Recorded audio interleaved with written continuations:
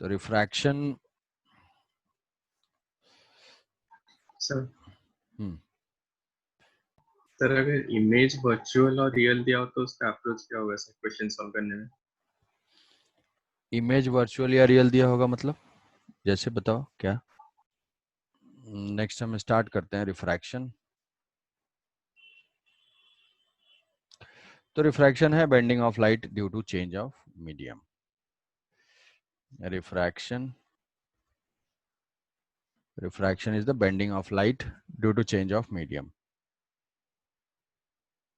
Bending of light due to change of medium. Medium के change होने की वजह से लाइट अपने स्ट्रेट लाइन पाथ से डेविएट हो जाती है। तो ये कोई भी अगर इंटरफेस है, इस इंटरफेस पे ये हमने एक नॉर्मल ड्रॉ किया है, लाइट अगर इंसिडेंट हो रही है, ये है एंगल ऑफ इंसिडेंस, तो ये अपने पाथ से डेविएट हो जाएगी। डेविएशन जो है वो अवे फ्रॉम नॉर्मल भी हो सकता है और टुवर्ड्स द नॉर्मल भी हो सकता है। वो डिपेंड करेगा मीडियम की एक प्रॉपर्टी के ऊपर। उस प्रॉपर्टी का नाम क्या है? Refractive index. तो मान लिया कि ये किसी पाथ पे जा रही है और एंगल ऑफ रिफ्रैक्शन जो कि नॉर्मल के साथ मेजर करेंगे वो है आर। ये है हमारी इंसिडेंट रे, ये है रिफ्रैक्टेड रे और ये है नॉर्मल। तो ये जो भी मूव करेगा वो मूव करता है according to law of refraction. और वो लॉ हमारे सिंपल हैं। पहला तो लॉ है कि incident ray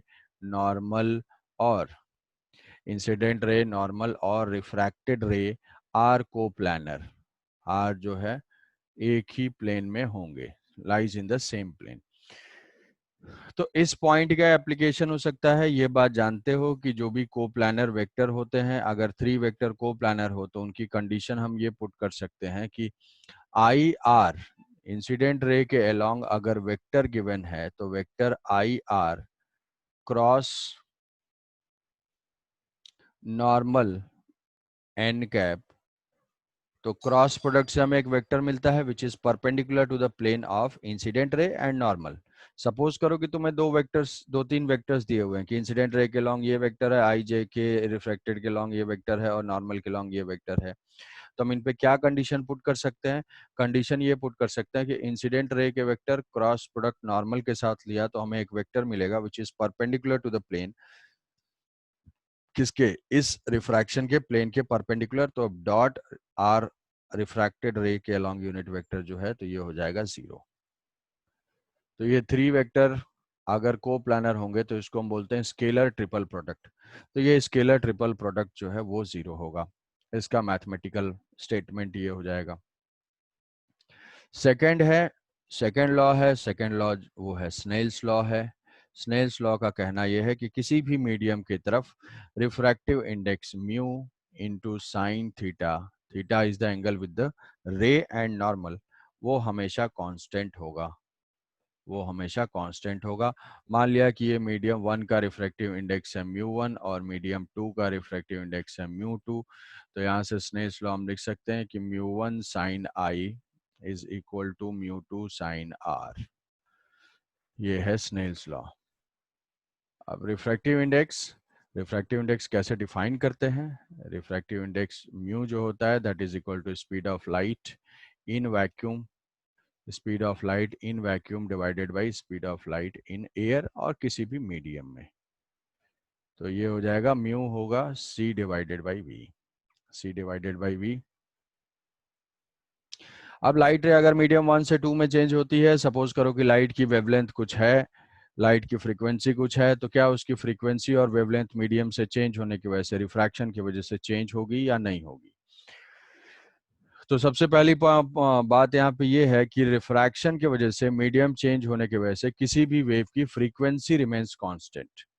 frequency of the wave remains same. ये जो है किसी भी वेव की प्रॉपर्टी होती है कि फ्रीक्वेंसी हमेशा सेम होगी। और वेलोसिटी और फ्रीक्वेंसी में क्या रिलेशन है? v is equal to F into lambda. तो अगर मीडियम चेंज होता है तो रिफ्रैक्टिव इंडेक्स चेंज होगा, रिफ्रैक्टिव इंडेक्स चेंज होता है तो वेलोसिटी चेंज होगी, वेलोसिटी चेंज होगी तो वेवलेंथ चेंज होगी, बट उसकी फ्रीक्वेंसी सेम रहेगी। तो यहाँ से देख सकते हो कि अगर वेलोसिटी इंक्रीज होगी, जो म्यू है, हम यहाँ से क्या लिख सकते हैं कि दो डिफरेंट मीडियम है, म्यू है, mu is directly proportional to 1/v and v is directly proportional to lambda, so 1/λ लिख सकते हैं। तो दो डिफरेंट मीडियम में अगर वेवलेंथ के लिए हमें रिलेशन फाइंड करना हो तो हम ऐसे लिख सकते हैं μ1/μ2 is equal to v2/v1 is equal to λ2/λ1। तो नेक्स्ट पॉइंट ये है कि रिफ्रैक्शन में क्या फ्रीक्वेंसी चेंज होती है? नो। वेवलेंथ चेंज होती है? यस। अगर मान लो रिफ्रैक्टिव इंडेक्स बढ़ गया तो वेवलेंथ के ऊपर क्या इफेक्ट होगा? रिफ्रैक्टिव इंडेक्स अगर बढ़ता है तो वेलोसिटी डिक्रीज होती है और वेवलेंथ भी डिक्रीज होगा। तो velocity decreases, wavelength decreases and mu increases. तो इसके ऊपर हमारे कॉन्सेप्चुअल क्वेश्चन आ सकते हैं कि रिफ्रैक्शन में क्या होता है, और ये स्टेटमेंट के ऊपर कॉन्सेप्चुअल क्वेश्चन आ सकते हैं। तो इस रिफ्रैक्शन की वजह से फिर से हम इस रिफ्रैक्शन को देखेंगे at plane surface, at plane surface, refraction at plane surface। तो प्लेन सरफेस में पहला होता है हमारा apparent depth, apparent depth, depth और height, apparent depth और apparent height। तो अच्छा, म्यू कुछ स्टैंडर्ड म्यू, क्या स्टैंडर्ड म्यू हमें याद है कि जो ग्लास का होता है रिफ्रैक्टिव इंडेक्स और वाटर का रिफ्रैक्टिव इंडेक्स कितना होता है? ग्लास का रिफ्रैक्टिव इंडेक्स होता है 3/2 और वाटर का रिफ्रैक्टिव इंडेक्स होता है 4/3। क्वेश्चन में नहीं भी गिवन है तो भी हम इसको यूज कर सकते हैं। सबसे मैक्सिमम जो रिफ्रैक्टिव इंडेक्स होता है वो होता है डायमंड का, और डायमंड का रिफ्रैक्टिव इंडेक्स 2.4 के अराउंड होता है, सबसे मैक्सिमम रिफ्रैक्टिव इंडेक्स। तो अपरेंट डेप्थ का मतलब है कि मीडियम चेंज होने की वजह से एक्चुअल डेप्थ तो वही रहेगी। जैसे फॉर एग्जांपल कि यहां से एक कोई कंटेनर है और इस कंटेनर में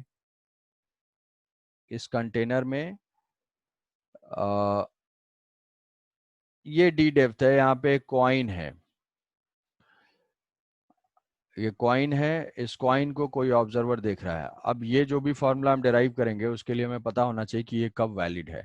ये फॉर्मूला तभी वैलिड होगा when there is a normal incidence, normal vision.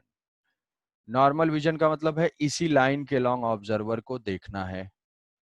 इससे क्या होगा? इससे जो क्लोज रेज होंगी, यहाँ से जो क्लोज रेज होंगी केवल उन्हीं को ये ऑब्जर्व करेगा। अगर यहाँ से इसको देख के वो कुछ रिपोर्ट कर रहा है तो वहां पे ये फॉर्मूले वैलिड नहीं है, क्योंकि यहाँ पे हम अप्रोक्सीमेशन यूज करेंगे।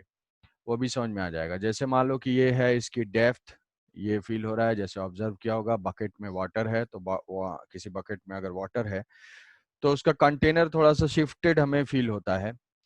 तो यहाँ से एक रे जो है जो कि नॉर्मल इंसिडेंस हो रही है, यहाँ पे ये सीधे चली गई। जब ये नॉर्मल इंसिडेंस हुआ तो एंगल ऑफ इंसिडेंस 0 है, तो एंगल ऑफ रिफ्रैक्शन भी 0 होगा। अब इसका मान लिया ये अभी हम एयर ले लेते हैं और ये वाटर है जिसका रिफ्रैक्टिव इंडेक्स 1 है, और ये इसके बहुत ही क्लोज है, मतलब ये दोनों, ये हाइट नेग्लेजिबल टाइप की है। दूसरी रेज हम कंसीडर करते हैं, दूसरी रेज किसी एंगल पे जा रही है और ये क्या होगा? ये किसी एंगल पे बेंड होगी, तो ये इस तरीके से जाएगा यहाँ पे। ये नॉर्मल से अवे क्यों डेविएट होगा? स्नेल्स लॉ को याद करोगे। स्नेल्स लॉ का कहना है कि म्यू साइन थीटा का प्रोडक्ट हमेशा कांस्टेंट होता है। अब अगर म्यू डिक्रीज करता है तो साइन थीटा इंक्रीज करता है, मतलब साइन थीटा भी क्या होगा? थीटा भी क्या होगा? इंक्रीज करेगा। तो रेयरर मीडियम में अगर लाइट एंटर कर रही है तो वो अपने नॉर्मल से अवे डेविएट होगी। डेंसर में एंटर कर रही है तो वो टुवर्ड्स नॉर्मल होगी। तो ये रे यहाँ से जा रही है जिसको ये ऑब्जर्वर जो है वो इसको भी देखेगा। बहुत ही स्मॉल एंगल ऑफ इंसिडेंस है, तो ये ऑब्जर्वर के पास पहुंच रही है। अब इन दोनों रेस को जब उसको मिलेंगी तो उसको ऐसा लगेगा कि ऑब्जेक्ट यहाँ पे प्लेस्ड है। तो ये ऑब्जेक्ट था और उसको अपीयर होगा यहाँ पे, मतलब उसको क्या दिख रहा होगा? उसको इमेज दिख रहा होगा इसका। तो इसको अगर हम थोड़ा सा रिड्रॉ करते हैं, ये जो उसको लोकेशन दिखेगी वही क्या हो जाएगी? D apparent. तो ये पहला ये पॉइंट था, इसको मान लेते हैं कि ये पी है और यहाँ से ऑब्जेक्ट लोकेटेड था। ये जो था हमारा इंटरफेस था, ये है हमारा एंगल ऑफ इंसिडेंस और ये है एंगल ऑफ रिफ्रैक्शन, ये है इंसिडेंस। इसको हम यहाँ से एक्सटेंड करेंगे तो हमारा दिखेगा इमेज। तो हम स्नेल्स लॉ अप्लाई करेंगे। ये अगर r है तो इसको एक्सटेंड किया तो ये भी r होगा, और ये क्या होगा, ये होगा I। तो यहाँ से h, ये है d, और ये हो जाएगा d apparent. Snell's law apply करेंगे, 1 into sine I, 1 into sine I is equal to mu into sine R, sorry ये एंगल ऑफ इंसिडेंस तो इस मीडियम में है ना, ये तो ये हो जाएगा 1 इंटू साइन आर। इधर का एंगल, एयर का एंगल है आर, तो उसका refractive index 1 into sine R is equal to mu into sine I, mu into sine I. तो अगर एंगल स्मॉल है, एंगल स्मॉल है तो साइन थीटा को हम थीटा से अप्रोक्सीमेट कर सकते हैं, या ये टैन थीटा से अप्रोक्सीमेट हो जाएगा। तो theta is equal to tan theta, तो यहाँ से हम लिख सकते हैं इसको कि tan R is equal to mu tan I. Tan R की वैल्यू अगर पुट करना चाहेंगे तो ये लेंथ कॉमन होगी सब में, इसको मान लेते हैं कुछ x है। तो what is tan R, tan R is equal to x divided by D apparent. Tan R is equal to x divided by D apparent, x divided by D apparent is equal to mu into ये क्या हो जाएगा, tan I होगा x divided by D, x divided by D, x cancel out हो जाएगा। इसको हम लिख लेंगे d divided by mu is equal to D apparent divided by 1। तो अब इसको जनरल किसी भी सिचुएशन में हमें अप्लाई करना है तो इस फॉर्मूले को हम डायरेक्ट ऐसे ही अप्लाई कर सकते हैं। बस चेंज क्या कर देंगे, मान लो एयर नहीं होगा तो ये क्या होगा, ये ऑब्जेक्ट किस मीडियम में प्लेस था, म्यू में। तो हम ऐसे लिख सकते हैं कि जिस भी मीडियम में प्लेस्ड है वहां की डेप्थ या height divided by refractive index, refractive index of incident रे। और ये दिख कहाँ से रहा है, ये एयर से हमें दिख रहा है, तो जो भी होगा, जहां पे भी ऑब्जर्वर होगा वहां का रिफ्रैक्टिव इंडेक्स यूज करेंगे। ये हो जाएगा रिफ्रैक्टिव इंडेक्स ऑफ रिफ्रैक्टेड रे, रिफ्रैक्टिव इंडेक्स ऑफ रिफ्रैक्टेड रे। जो भी होगा, कुछ अलग मीडियम होगा तो हम वो रिफ्रैक्टिव इंडेक्स यहाँ पे पुट कर देंगे। जैसे फॉर एग्जांपल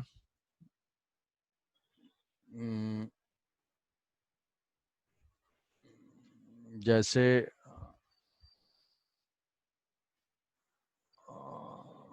अच्छा ठीक है, जैसे मान लो कि एक क्वेश्चन लेते हैं कि एक ट्रांसपेरेंट ग्लास स्लैब है, एक ट्रांसपेरेंट ग्लास स्लैब है। अच्छा ऐसे देखो क्या होता है कि मान लो कि ये कोई एक बर्ड है, ये वाटर है और इसमें फिश है। ये मान लो एक बर्ड है, हम बर्ड पे फॉर्मूला अप्लाई करते हैं, बर्ड है और यहाँ पे वाटर में एक फिश है। बर्ड की वाटर सरफेस से हाइट है h। ये फिश जो है अभी ऑब्जर्व कर रहा है, फिश इसको बर्ड को ऑब्जर्व कर रहा है, तो क्या उसको इसी हाइट पे दिखाई देगी? अगर ये एयर है और ये है इसका वाटर है या कुछ भी है, उसका रिफ्रैक्टिव इंडेक्स गिवन है।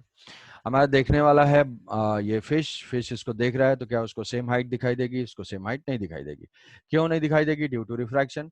रिफ्रैक्शन की वजह से लाइट अपने पाथ को चेंज करेगा और कुछ हाइट चेंज हो जाएगी, तो जो हाइट उसको दिखाई देगी वो क्या बोलेंगे, उसको एपरेंट हाइट। तो एपरेंट हाइट हम कैसे फाइंड करेंगे?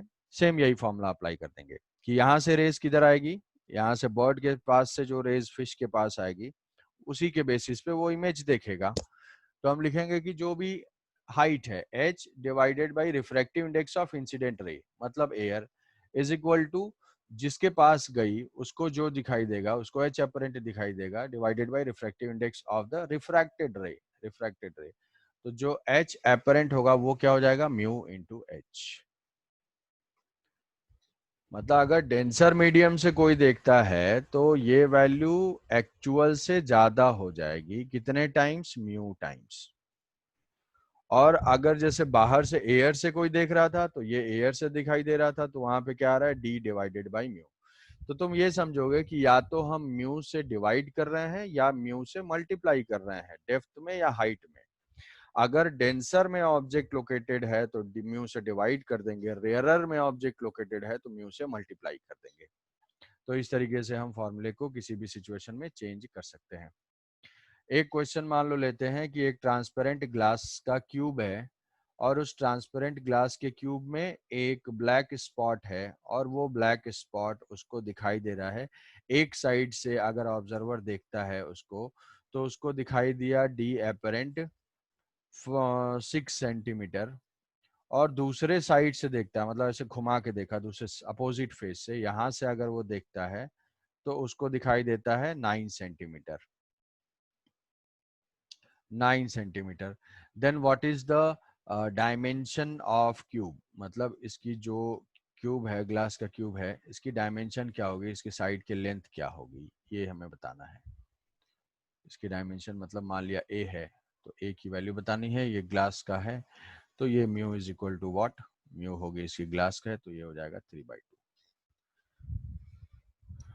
तो कैलकुलेट करके कोई बताएगा कि अगर क्यूब के एक साइड से देखता है, ये ब्लैक स्पॉट है, ट्रांसपेरेंट ग्लास का मीडियम है, एक साइड से कोई देखता है तो उसको 6 सेंटीमीटर दिखाई दिया, दूसरे साइड से देख रहा है तो 9 सेंटीमीटर दिखाई दे रहा है, तो एक्चुअल में उसकी डेप्थ क्या होगी, एक्चुअल में थिकनेस क्या होगी, ये हमें फाइंड करना है। फॉर्मूला अप्लाई करेंगे। फॉर्मूला अप्लाई करते हैं, मान लेते हैं कि ये जो है यहाँ से इसकी डेप्थ है x, ये डेप्थ कौन सी है, एक्चुअल। यहाँ से इसकी डेप्थ है y, ये डेप्थ कौन सी है, एक्चुअल। क्या a is equal to X plus Y है, हाँ a is equal to X plus Y है। तो अब इसको जो दिखेगा क्या उसको x दिखाई देगा, नहीं, ये तो उस मीडियम में लोकेटेड नहीं है, दूसरे मीडियम में रिफ्रैक्शन होगा, एक्सचेंज हो जाएगी, तो उसको ये दिखाई नहीं देगा, तो उसको क्या दिखाई देगा, उसको एपरेंट डेप्थ दिखाई देगा। तो हम फॉर्मूला अप्लाई कर देते हैं, डी एपरेंट, ऑब्जेक्ट जो है वो डेंसर में लोकेटेड है तो हम म्यू से डिवाइड करेंगे, तो D apparent is equal to actual depth divided by mu, mu है 3/2, तो यहाँ से जो x की वैल्यू होगी that is equal to 3/2 into D apparent, D apparent is equal to 6, तो यहाँ से 2 से डिवाइड कर देंगे, तो ये 9 सेंटीमीटर आ गई x की वैल्यू। और वही यहाँ से देख रहा है तो सेकेंड केस में जो डी एपरेंट है वो हो जाएगा 9 is equal to Y divided by 3/2, तो जो y की वैल्यू आएगी वो 9 इंटू 3/2, तो 27/2, तो ये कितना हो जाएगा 13.5 सेंटीमीटर। तो जो टोटल इसकी डायमेंशन हो जाएगी a is equal to X plus Y, add कर देंगे 9 प्लस 13.5, तो ये हो जाएगा 22.5 सेंटीमीटर, 22.5 सेंटीमीटर। ये बात समझ में आई? Yes sir. ठीक है। तो एपरेंट का फॉर्मूला, ये सिंगल अगर सरफेस है, बहुत सारे हैं, बहुत सारे हैं, अगर कई सारे मीडियम हैं तो इसके फॉर्मूले का भी डेरिवेशन है, बट हम उसमें नहीं जाएंगे। जैसे मान लिया कि ये अगर बहुत सारे सरफेसेस हैं, ये 2-3 सरफेसेस हैं और यहाँ पे ऑब्जेक्ट लोकेटेड है और ये नॉर्मल के अलोंग ही ऐसे दिख रहा है, मान लिया इसका रिफ्रैक्टिव इंडेक्स μ1 है, इसका रिफ्रैक्टिव इंडेक्स μ2 है, इसका रिफ्रैक्टिव इंडेक्स μ3 है, ये जो है μ4 है, ऑब्जेक्ट यहीं पे है, इसकी जो हाइट है, ये हाइट जो है h1 है, ये हाइट जो है इसको हम h2 बोल देते हैं, h2 है, ये है h3 है और ये है h4 है। अब मान लिया कि इस मीडियम में इस इंटरफेस से ये किसी हाइट पे भी है, ये h1 है, तो टोटल ऑब्जर्वर और ऑब्जेक्ट के बीच में जितने भी मीडियम होंगे, जितने भी डिफरेंट डिफरेंट लेयर्स होंगे, सबके लिए हम ऐसे लिख लेंगे कि जो H एपरेंट, उसको H apparent divided by μ1 is equal to, बीच में जितने भी लेयर्स होंगे h1 by μ1 plus h2 by μ2 plus h3 by μ3 plus h4 by μ4, ऐसे कर करके सबको ऐड कर देंगे, आ जाएगा हमारा एक्चुअल एपरेंट डेप्थ। बहुत सारे लेयर्स होंगे तो सबका h1 by μ1, h2 by μ2, h3 by μ3 करके ऐड कर देंगे। जैसे फॉर एग्जांपल कि यहाँ पे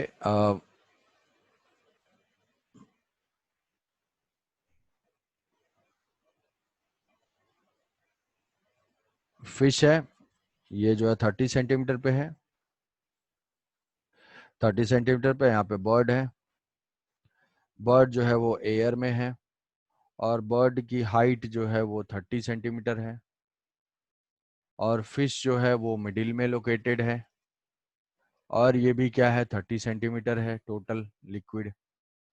इसका रिफ्रैक्टिव इंडेक्स 2 है, और इस कंटेनर का बॉटम जो है रिफ्लेक्टिंग है, मतलब यहाँ पे मिरर भी है। तो पहले तो हमें ये बताना है कि पहले apparent height observed by fish, fish जो है बर्ड की क्या हाइट देखेगा, और apparent depth observed by bird,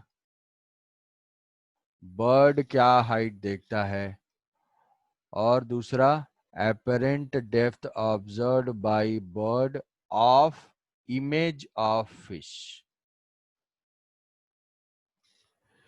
fish के इमेज को किस डेप्थ पे बर्ड देखेगा। ये 3 सिचुएशन है हमारे, सारे पॉइंट जो है इसी से क्लियर हो जाएंगे। तो पहले तो फिश देखने वाला है, फिश देख रहा है, तो फिश और बर्ड के बीच में कितने मीडियम है, फिश और बर्ड के बीच में एयर है, और दूसरा ये लिक्विड है जिसका रिफ्रैक्टिव इंडेक्स है μ2, μ इज इक्वल टू 2। तो फॉर्मूला हम अप्लाई करेंगे, मल्टीपल मीडियम होंगे तो कौन सा, h1/μ1 h2/μ2 h3/μ3 करके।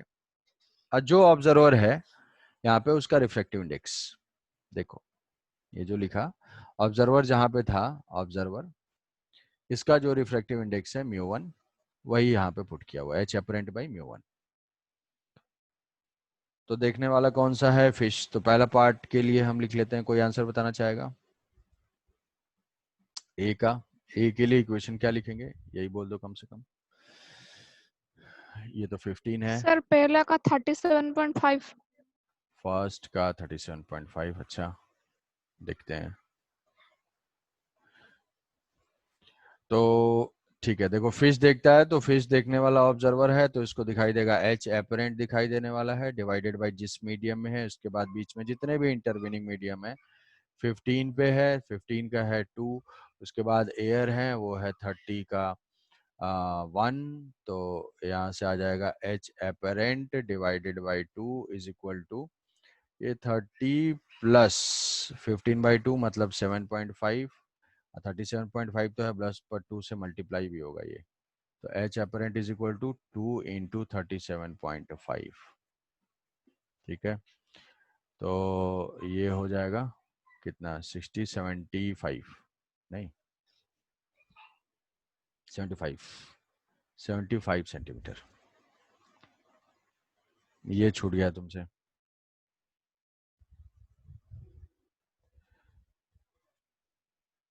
सेकंड, सेकंड के लिए,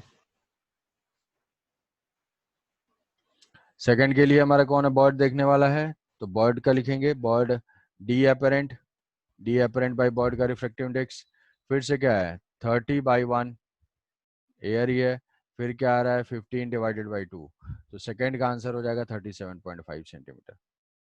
एक्चुअल डेप्थ कितनी है, एक्चुअल में तो ये 45 नीचे है, बट इसको ऐसा फील होगा कि मछली थोड़ा सा ऊपर है, कितने पे 37.5 पे। सी इमेज देख रहा है भाई, इमेज फिश की इमेज कहाँ पे फॉर्म होगी, प्लेन मिरर से 15 पे है ये, तो इसकी इमेज कहाँ पे लोकेटेड होगी 15 बिलो, 15 बिलो, तो ये 15 यहाँ पे इसकी इमेज फॉर्म हो जाएगी, फिश की इमेज, फिश की इमेज को देखना है। इसकी डिस्टेंस कितनी हो जाएगी मिरर के पीछे 15 सेंटीमीटर। इसका मीडियम क्या होगा, मीडियम जो होगा, जैसे तुम रूम में खड़े होते हो और अपनी इमेज को देखते हो, तो पीछे जो इमेज दिखाई देता है उसका मीडियम क्या होता है, जो रूम का मीडियम है, जो ऑब्जेक्ट का मीडियम है। तो ये चीज ध्यान देना है कि medium of object is equal to medium of image, तो इसका मीडियम भी 2 होगा। तो अगर सी के लिए हम फॉर्मूला अप्लाई करना चाहें तो क्या हो जाएगा, सी को देखने वाला है ये डी अपेरेंट है, बर्ड 1, बीच में कितने कितने आ गए मीडियम, एयर आ गया, कितने का एयर आया 30/1, उसके बीच में फिर ये लिक्विड आया, लिक्विड कितने का आया 30 का ये आया प्लस 15 का ये आया, तो 45 आया total, divided by refractive index of the liquid, वो हो जाएगा 2, तो ये 22.5 और 30 प्लस 22.5 ये हो जाएगा 52.5 सेंटीमीटर, ये हो जाएगा इमेज की अपरेंट। आई बात समझ में? कुछ नहीं करना है, बस ये फॉर्मूला अप्लाई कर देना है, ये फॉर्मूला अप्लाई कर देना है। अच्छा, नेक्स्ट जो है, नेक्स्ट अगर ऐसा मान लिया कि ये कई सारे डिफरेंट हैं, यहाँ पे एयर है और ये μ1 है और ये μ2 है, वापस हो गया एयर। ये लाइट इंसिडेंट हो रही है, इसका एंगल है I और ये फिर ऐसे कहीं पे ट्रैवल करेगी, ऐसे गया, ये कुछ R1 हुआ, R1 के बाद ये कुछ R2 हुआ, R2 के बाद फाइनली कुछ ये इमर्ज कर रही है, ये E हुआ। तो इसका आंसर क्या होगा? I is equal to E, I greater than E, I less than E। A B C, D option नहीं है। क्या होगा? Option A. ऑप्शन ए, ठीक है, आंसर यही होगा। ये चीज समझना है, जैसे हम मान लेते हैं ये R1 है तो ये पैरेलल फेस है, तो ये भी क्या हो जाएगा? R1 होगा। ये R2 होगा तो ये पैरेलल फेस है, इसीलिए R2 होगा। ये पैरेलल फेस है, ध्यान रहे, ये पैरेलल फेस है, तो हम स्नेल्स लॉ यहाँ पे अप्लाई करते हैं। 1 into sine I, sine I is equal to μ1 into sine R1। फिर यहाँ पे अप्लाई करेंगे तो μ1 into sine R1 is equal to μ2 into sine R2, μ2 into sine R2 is equal to air 1 into sine E. ये सबको multiply कर दोगे तो ये देखो कैंसिल आउट हो जाएंगे। ये हम कब कर पा रहे हैं? जब फेसेस पैरेलल हों। फेसेस पैरेलल होंगे तो हमारा आंसर आ जाएगा कि ये sine I is equal to sine E है, मतलब I is equal to E है, इंसिडेंस इक्वल टू इमर्जेंस है। ये सिर्फ किसके लिए एप्लीकेबल है? व्हेन फेसेस आर पैरेलल, कि अगर सेम मीडियम से इंसिडेंट होती है, सेम मीडियम में इमर्ज होगी तो एंगल भी सेम होंगे हमेशा, एंगल जो है हमेशा सेम होंगे। क्या यहाँ पे ये चीज वैलिड है? यहाँ पे ऐसे इंसिडेंट हुई, यहाँ से ऐसे आई, यहाँ से ऐसे आई, अगर हम ये बोलते हैं ये आई है और ये ई है, ये ई है, तो क्या यहाँ पे बोल सकते हैं कि भाई यहाँ भी तो एयर में था और यहाँ पे भी एयर में इमर्ज हो रहा है, तो क्या ये दोनों सेम हो जाएंगे? आई इज इक्वल टू ई? कोई जरूरी नहीं है। यहाँ पे क्या फेसेस पैरेलल हैं? नहीं है, तो क्या हम अप्लाई कर सकते हैं? नहीं कर सकते हैं। ये ध्यान रहे रिजल्ट, कि अगर पैरेलल फेसेस हैं तभी हम सेम मीडियम में इमर्ज होगा तो एंगल सेम होंगे। अच्छा, तो स्नेल्स लॉ हम अप्लाई कर पा रहे हैं, स्नेल्स लॉ का एक एप्लीकेशन। अब नेक्स्ट हम मूव करते हैं, मान लिया कि स्फेरिकल के लिए। स्फेरिकल के लिए जैसे मान लो ये जो है एक ट्रांसपेरेंट ग्लास का स्फीयर है, ट्रांसपेरेंट ग्लास का स्फीयर है और ये एंगल है इसका 60 डिग्री, 60 डिग्री है और इसका रिफ्रैक्टिव इंडेक्स है √3। तो इसकी जो फाइनल रेज इमर्ज होगी वो बताना है कि फाइनल एंगल ऑफ इमर्जेंस कितना होगा, या फिर ऐसे यहाँ से ये कुछ रिफ्रैक्ट होगी, रिफ्रैक्ट होने के बाद यहाँ से रेडियस इसका नॉर्मल होगा, ये मान लिया R है, ये हो जाएगा R' और ये रेडियस नॉर्मल है, ये फिर ऐसे जा रहा है कुछ, तो ये एंगल ऑफ इमर्जेंस है। तो हमें E बताना है। क्या यहाँ पे बोल सकते हैं कि I is equal to E होगा? है क्या बोल सकते हैं कि I is equal to E होगा? नहीं सर। ये तो पैरेलल नहीं है ना, हो भी सकता है नहीं भी हो सकता है, यहाँ पे भी हो सकता है I is equal to E हो सकता है, बट ऑलवेज नहीं ट्रू है, बट यहाँ पे ऑलवेज होगा, पैरेलल फेस होंगे तो ऑलवेज होगा। तो यहाँ पे ही फाइंड करने के लिए स्नेल्स लॉ अप्लाई कर सकते हैं, बिल्कुल कर सकते हैं, वो तो लॉ है, कहीं पे भी एप्लीकेबल है, तो अप्लाई कर देते हैं। हाँ, E की वैल्यू क्या हो जाएगी? 60 डिग्री। 60 डिग्री, अच्छा ठीक है।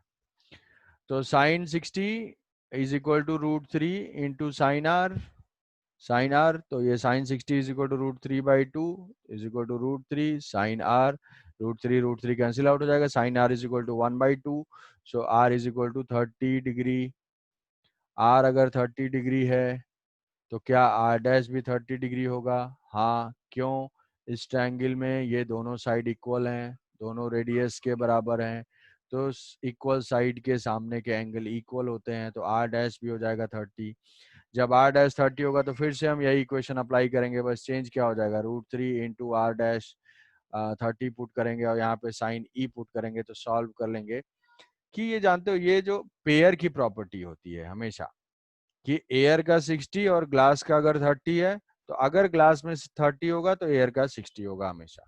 तो यहाँ से एंगल ऑफ इमर्जेंस हम बता सकते हो कि ये 60 है। क्या यहाँ पे एंगल सेम हुआ? हाँ, एंगल तो सेम हो गया, लेकिन ये जरूरी नहीं है कि हमेशा सेम होगा ही होगा। इस केस में हम ये बोल सकते हैं कि यहाँ पे हो गया, बट ये दोनों पैरेलल नहीं है इसके। इसमें क्या होगा, इसमें इस केस में जो इमर्ज होगा ना, इमर्ज देखो ये नॉर्मल है, तो ये जिस लाइन के लॉन्ग है उसी लाइन के लॉन्ग ये भी जाएगा, मतलब ये दोनों रेज एक दूसरे के पैरेलल होंगे, जबकि ये ग्लास में, ग्लास के इस स्फीयर में ये चीज नहीं है। ठीक है, तो अब रिफ्रैक्शन, अगर स्फेरिकल सरफेस पे हम फॉर्मूला देखेंगे, रिफ्रैक्शन ऑन स्फेरिकल सरफेस,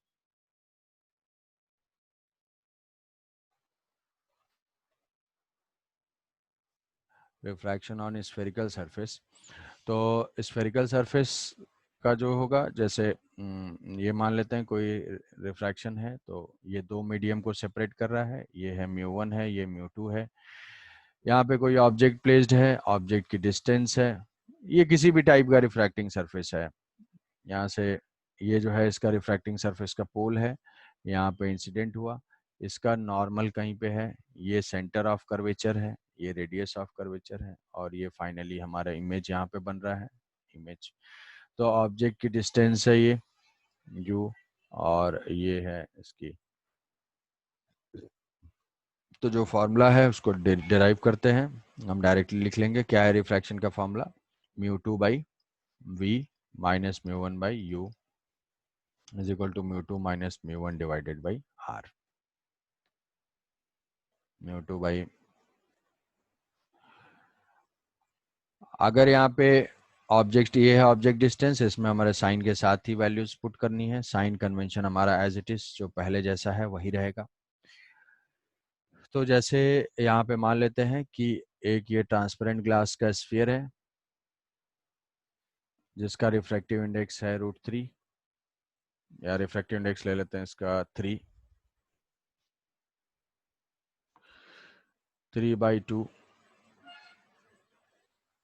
3 ले लेते हैं, और रेडियस जो है इसकी 60 है।